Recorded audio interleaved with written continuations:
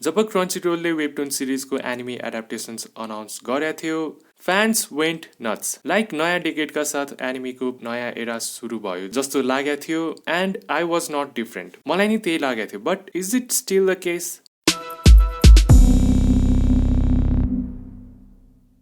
2019 को दामी दामी एनिमी टाइटल्स हेरेर 2020 को अनाउन्समेन्ट्स र रुमर्स हेर्दा त्यतिको रमाइलो लागेको थिएन मतलब ठिकै थियो तर 2019 को कम्प्यारिजनमा फिक्का थियो एन्ड 2020 एनिमीको लागि त्यस्तो दामी हुँदैन जस्तो लागेको थियो Tower of God anime announce भइसकेको थियो but it was just one anime that I was looking forward to I thought एउटा सिरिज यसो आकल झुकल एडाप्ट हान्दियो होला अब it wasn't anyway near to era defining to me but one morning I woke up to a massive news and announcement of Crunchyroll Originals जहाँ Crunchyrollले वेबटुनसँग sort of collab गरेर Tower of God, The God of High School and Noblesse को anime adaptations गर्छ भन्ने Now that was era defining. It was a massive announcement. यसो हेर्दा announce गरेदेखि air भएसम्म केही महिनाको वेट जस्तो लाग्ला but fans were waiting for these for years. यो मानवाहरूको नि एनिमे आएको भए क्या दामी हुन्थ्यो यार भन्ने statement goes way back the wait अरू पनि कति दामी दामी मांगाहरूको त एनिमे आउँदैन यो मानवहरूको के एनिमे आउला र यार भन्ने आफैलाई दिने तसल्ली अनि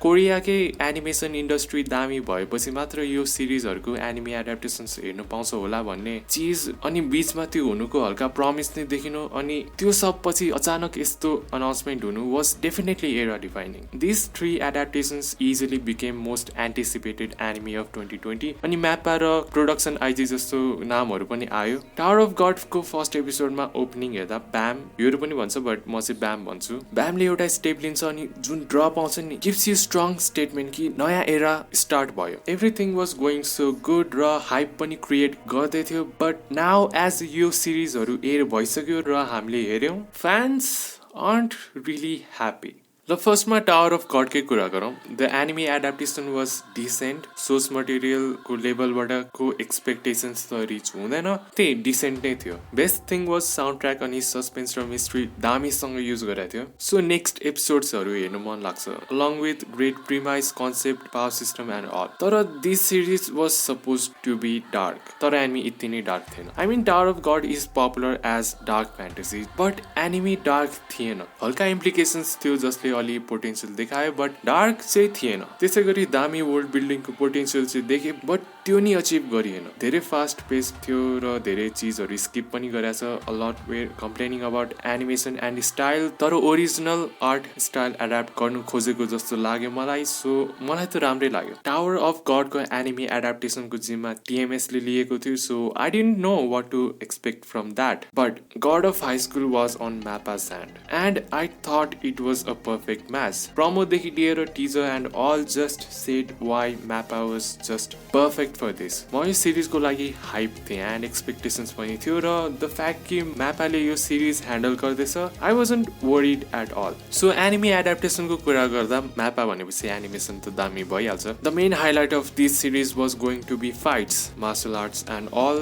त्यही भएर रियल मार्सल आर्टिस्टहरूलाई बोलाएर त्यो सिन रिक्रिएट गरेको ट्रेस गरेको एन्ड अल त्यो भिडियो धेरै सर्कुलेट भएको थियो and you all might have watched that as well they did their best to make the fights as enjoyable as possible र म्यापाको त्यो इफोर्टले रिजल्ट पनि दियो the God of High School has one of the best fight sequences of this year but लास्टमा यो series त्यही मात्र भयो जस्ट फाइट्स र त्यो फाइट्सहरूलाई एउटा पातुलो लाइनले कनेक्ट गर्छ and that's plot God of High स्कुलको पेस नै धेरै फास्ट थियो skip many things Tower of गडमा नि सेम प्रब्लम भयो नि जसले वेबटुन पढेको छैन they wouldn't find much of a problem there तर द गड अफ हाई स्कुलले धेरै चिजहरू स्किप गरेको यस्तो अभियस छ कि जसले वेबटुन पढेको छैन तिनीहरूले पनि इजिली स्पट गरिदिन्छ र यो चिजहरूले अरू चिजहरूको लागि प्रब्लम क्रिएट गर्छ लाइक चिजहरू अचानक भइरहेको थियो यो सिरिजको पावर सिस्टम यस्तो इन्ट्रेस्टिङ एन्ड अमेजिङ लाग्छ मलाई त्यही नि त्यो यति छिटो इन्ट्रोड्युस भयो कि न त यो सिरिजले त्यो पावर सिस्टम राम्रोसँग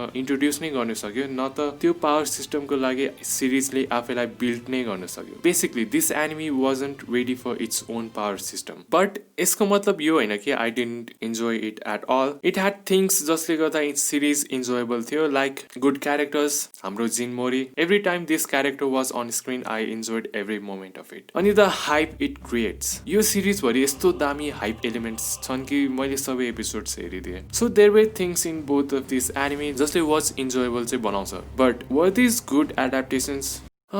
यो पुरा क्रन्ची रोल एन्ड वेबटुनको adaptation was expectations versus reality. यो धेरै इम्पोर्टेन्ट एनिमे एडाप्टेसन्स थियो र यिनीहरूको सक्सेस वाज इम्पोर्टेन्ट, जसले फ्युचरमा अरू पनि मानवको एडाप्टेसन्स हुन सक्ने पोसिबिलिटीको गेट खोल्छ. यिनीहरूलाई हामीले मन पराउनु पर्थ्यो. And I also wanted to love this series and wanted to be like कस्तो दामीसँग एडाप्ट गरे यार, यो त दामी छ. अरूले त भन्दै थियो पेसिङ बुलेट ट्रेन भन्दा सर्को छ, बट आई वाज लाइक अनि कहाँ पेज टु पेज एडाप्ट गर्छ त यार. आफ्नो ठाउँमा ठिक छ, यस्तो होस् भन्ने मन त थियो, बट रियालिटी वाज लाइक ना ब्रो ना. सो के यसको लागि स्टुडियोजहरूलाई ब्लेम गर्नु मिल्छ? I don't really think so.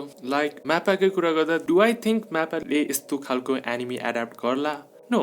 गएर रेकर्ड हेर यार को हो भन्ने. म्यापाको रिसेन्ट इयर्सको एनिमीको लिस्ट हेऱ्यो भने MAPPA is on a dream run, र यो रेटमा दौडिरहेको स्टुडियोले दह्रो एनिमी एडाप्ट गर्छ नि, र सबले त्यही एक्सपेक्टेसन्स राखेको थियो. बट आई थिङ्क प्रब्लम अर्कै ठाउँमा एक्जिस्ट गर्छ. यो एडाप्टेसन्सहरूमा मैले चाहिँ एउटा इन्ट्रेस्टिङ प्याटर्न देखेँ. दुइटै सिरिजको की एलिमेन्ट्सलाई दामीसँग एडाप्ट गरिएको छ. टावर अफ गडको कुरा गर्नु पर्दा त्यसको प्रिमाइस र गड अफ हाई स्कुलको केसमा फाइट्स, दुइटै सिरिजको एउटा कुनै चिजमा धेरै नै पोटेन्सियल भएको चिजलाई पुरै युटिलाइज गर्न सकिएको देखिन्न, तर अडियन्सलाई दामी पोटेन्सियल छ है भनेर हिन्ट चाहिँ गर्छ. टावर अफ गडमा dark tone of the series र वर्ल्ड बिल्डिङ, अनि गड अफ हाई स्कुल त सिरिज नै टन्ने पोटेन्सियल थियो. कति मेजर कुराहरू स्किप गरिएको छ. यो चिजले मासलाई इन अ वे सोर्स मटेरियलतिर डाइभर्ट गर्छ कि लाइक यो चिजहरूमा पोटेन्सियल चाहिँ थियो है, वेबटुनमा दामी थियो कि यो चिजहरू, र यस्तो एलिमेन्ट्स थियो जसले अडियन्सलाई 13 एपिसोडसम्म ग्लु गर्न सकोस्. एपिसोड्सको नम्बर नै सेम रहेछ. टावर अफ गडमा suspense and setting with great music, र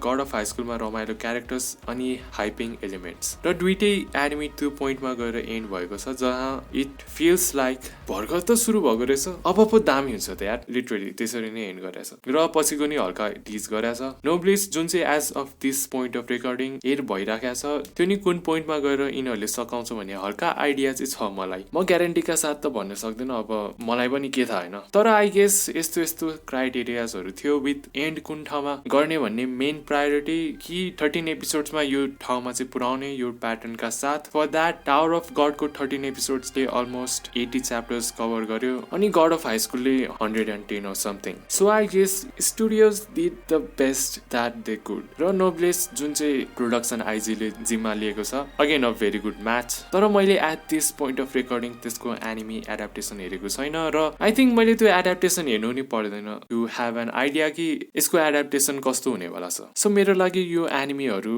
यो वेबटुनहरू प्रमोट गर्नलाई बनाएको हो. जसरी रिसेन्ट इयर्समा एनिमीको हाइप बढेको छ, सँगसँगै वेबटुन र मानवाहरूको नि हाइप बढेको छ. जहाँ मिड 2019मा वेबटुन र मानवाहरूको हाइप वाज इन्सेन, र हाइपमा अलिकति दम दियो भने हाइप झन् बढ्छ. For me these adaptations are for making more people to get into source material, जुन चाहिँ मोस्ट अफ द एनिमीको एउटा टार्गेट हुन्छ नि. बट यसपालि त्यो यस्तो अभियस थियो भनेर देखिन्छ, एन्ड त्यही मात्र एउटा टार्गेट छ जस्तो नि लाग्ने. For this reason I don't think कि यो एनिमीहरूको सेकेन्ड सिजन आउँछ होला, र आए पनि यस्तै खालको आयो भने I don't think it will be something that I will be looking forward to. For me this way just like अलि long introduction of this stories for promoting them, र यही प्रोसेसमा we got this anime adaptations. तर जे जस्तो होस्, this collaboration is still one of the most important event that happened. यो सिरिजहरूको सक्सेस देखेर यसको सिरियस एनिमी एडाप्टेसन गर्नुको लागि अरू इन्ट्रेस्टेड हुन्छन् कि जुन न्यू एराको कुरा गरिएको थियो कि त्यो आउँछ होला एज यो एडाप्टेसन्सहरूको after effect. I don't know, यस्तो चिजहरू प्रेडिक्ट गर्न सकिन्न, ओन्ली टाइम विल टेल. र अरू एनिमी एडाप्टेसन्स आएन भने नि we not to be blamed, because हामीले हाम्रो काम त राम्रोसँग गर्यो. That is to love this anime as much as we could. See you in the next video. Till then, I'm signing off.